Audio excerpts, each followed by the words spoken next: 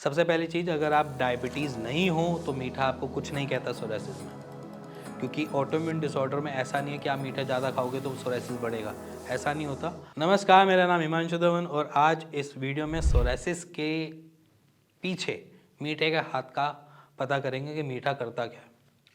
सबसे पहली चीज़, अगर आप डायबिटीज़ नहीं हो तो मीठा आपको कुछ नहीं कहता सोरेसिस में, क्योंकि ऑटोइम्यून डिसऑर्डर में ऐसा नहीं है कि आप मीठा ज़्यादा खाओगे तो सोरेसिस बढ़ेगा, ऐसा नहीं होता। हम कैलकुलेटिव वे में खाएंगे, कुछ भी खाएंगे कैलकुलेटिव वे में खाएंगे जो हमारी बॉडी में टॉक्सिन्स ज़्यादा प्रोड्यूस ना करे। सिंपल सी बात है, सोरेसिस में अगर टॉक्सिन ज़्यादा प्रोड्यूस होंगे तो आपको इचिंग ज़्यादा होगी, और इचिंग ज़्यादा होगी तो वो फिर क्या करेगा, एग्रावेशन की तरफ दौड़ेगा या बढ़ेगा। तो सिंपली अगर आप मीठा कैलकुलेट वे में खाते हो, ज़्यादा नहीं खाते हो, नॉर्मल खाते हो तो इट्स ओके, इट्स फाइन, अगर आप जब तक आप डायबिटिक नहीं हो। डायबिटीज़ के बाद थोड़ा सिनेरियो चेंज हो जाता है मीठे और सोरेसिस के साथ। देखो, सबसे पहली चीज़ समझना है कि ऑटोइम्यून डिसऑर्डर है, सोरेसिस है तो ऑटोइम्यून डिसऑर्डर है। ऑटोइम्यून डिसऑर्डर को क्या क्या चीज़ें हैम्पर करेंगी, एक तो हमारी इम्यूनिटी हैम्पर करेगी, ठीक है। दूसरा, जो हमारी बॉडी में वीक पार्ट है वो उसको बढ़ावा देगी, हमारी इम्यूनिटी को बढ़ावा देगी। तो सिंपली क्या होता है, जब डायबिटीज़ हमको आ जाती है और सोरेसिस साथ में होता है तो हमारी जो सोरेसिस है वो बार बार ट्रिगर करना चालू कर देता है।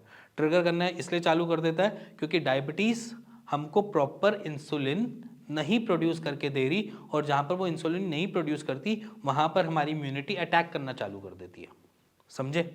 तो अब अगर इस चीज़ को समझ गए होगे तो डायबिटीज़ में अगर आप मीठा खाओगे तो इंसुलिन नहीं ढंग से चीज़ें बन पा रही, जिसकी वजह से हमारी एनर्जी ट्रांसफॉर्म नहीं हो पा रही, और एनर्जी ट्रांसफॉर्म नहीं हो रही तो हमारी इम्यूनिटी उस पर अटैक करना स्टार्ट कर देती है हमारी स्किन सेल्स पे दोबारा से, तो फिर वो एग्रावेशन की स्टेजेस पे आनी चालू हो जाती है। तो अगर आप डायबिटिक हो और आप मीठा खा रहे हो तो सोरेसिस एग्रावेट करेगा करेगा।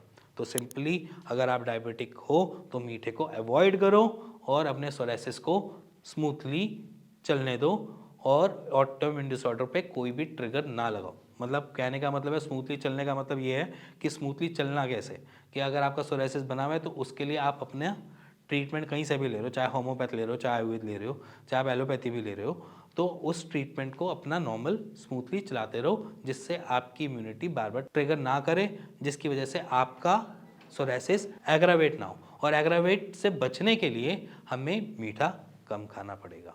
तो डायबिटीज़ के पेशेंट समझ लेना कि मीठा आपके सोरेसिस के लिए भी पावर है जो उसको बूस्ट करेगा और आपको एग्रावेशन देगा। तो मीठा नहीं खाना, जिसकी वजह से आप सोरेसिस से बचे रह सकते हैं।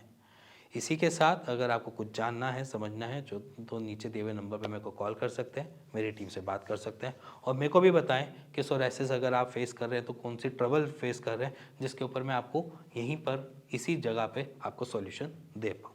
इसी के साथ मिलेंगे नेक्स्ट वीडियो के लिए, तब तक के नमस्कार।